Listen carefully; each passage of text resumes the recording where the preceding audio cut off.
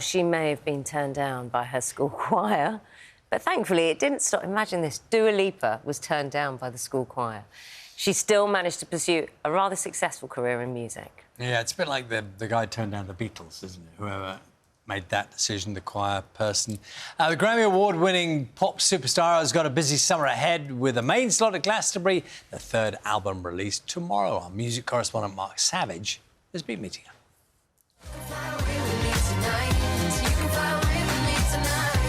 4 #1 singles, 7 Brit Awards. This is sick. A role in the Barbie movie. Hi, Barbie. A headline slot at Glastonbury, and now a new album. Dua Lipa's rise seems unstoppable. Dua Lipa. Hey. How are you? I'm so good, Mark. How are you? I'm really well, thank you. All the better for having heard your new album, Radical Optimism. I have this here.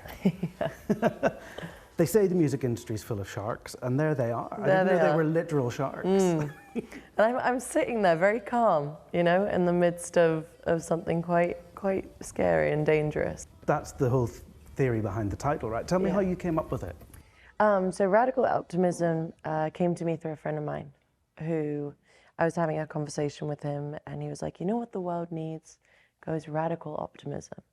And that term had just stayed with me for so long. I think the idea of resilience and pushing through, and when things feel like they aren't going well, to know that it's not the end.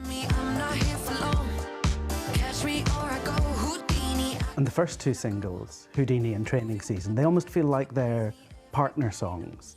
Because in both you're saying, I have certain standards, and if you don't meet them, I'm off. I'm off. How much do you stick to that?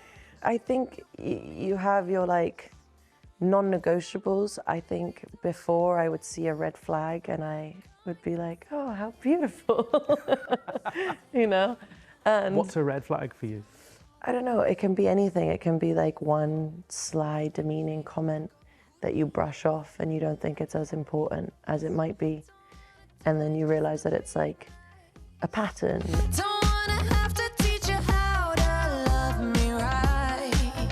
And the album does talk a lot about dating. I'm interested in what dating is like for you at this point in your life. There's a Janet Jackson song, All For You, where she sings about people being afraid to approach her because of who she is. Do you find that? I don't know, maybe. I think, I don't know, I like to go on a friend recommendation. I think it makes it easier when they're Better like... than a dating app. Vetted. Yeah. Dating apps for me, I don't think would work. People might recognise the profile picture. They might, or they might think they're being catfished or something. Yeah.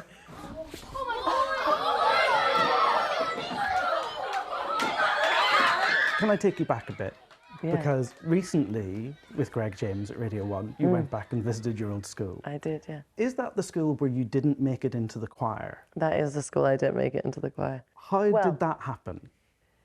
So I went into assembly. It was me in front of all the classes, and I get up and I decide that I'm going to sing, and he plays the music, and I'm trying to hit this high note, and nothing comes out. Like, literally air. Right. And everyone in assembly laughs. And That sounds like a nightmare I've had. it's really like a nightmare. And he was like, oh, it's okay, maybe next time. And I was so embarrassed in the moment, and I just sat back down and I was like, all right, never mind. But I always love to sing. And on this album, I feel like your vocals have grown again. Like you're singing more powerfully, I think, and your upper register is stronger. Oh, it's so much stronger. I mean, the voice is it's a muscle. And I trained it for a whole year, every night, while basically running at the same time. It was such an energetic show. I was dancing non-stop for an hour and a half. I had to really figure out my breath control. I feel like I no longer have the fears I did when I went on my first tour of losing my voice. I felt like, oh, if the AC's on, then I'm gonna get sick. If I didn't drink my tea, then maybe something might happen or whatever. And I felt like I kept straining my own voice to the point where then I would lose it out of stress or nerves, or I just didn't have the confidence. And Now I get up every morning, I can do my job, I know what I'm doing, I know what's required of me. There's a big date on the calendar, June the 28th. Oh, yeah. Friday night at Glastonbury, you're headlining. How much does that occupy your thoughts on a day-to-day basis? 50% of my thought goes to Glastonbury, and the rest for every other day tasks. It lives and has lived in my mind since the very beginning. All right, are you guys ready to sing with me? The last time you played Glastonbury was 2017, and I remember you standing on the barriers, arm in the air, the crowd chanting "Be the One" back at you. Now I'm gonna add something on and you guys keep doing what you're doing. Be the one, be the one. I mean, it was the most surreal performance of my life. It's a festival that I love, that I've been to just as a fan. To have the opportunity to get up on stage, Pyramid stage, Friday night, that's very important because then I get to party Saturday, Sunday. Exactly. The pressure's off. Exactly. Back in 2017, you used to get the audience up on stage to do Blew Your Mind. Yeah. Can you do that with 150,000 people? It might be tight. I gotta figure out a way to make 150,000 people feel like they're in a small little nightclub somehow. I gotta do it. If there's one place to do it, it's gotta be Glasgow. I'm doing Lipa, and I'll see you soon.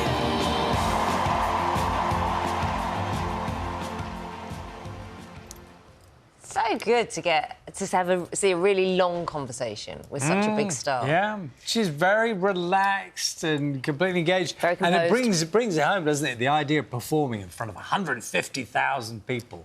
I'm sure she's going to do a great job. The full interview, Dua Lipa, headlining Glastonbury, is right now on the BBC iPlayer for you to watch.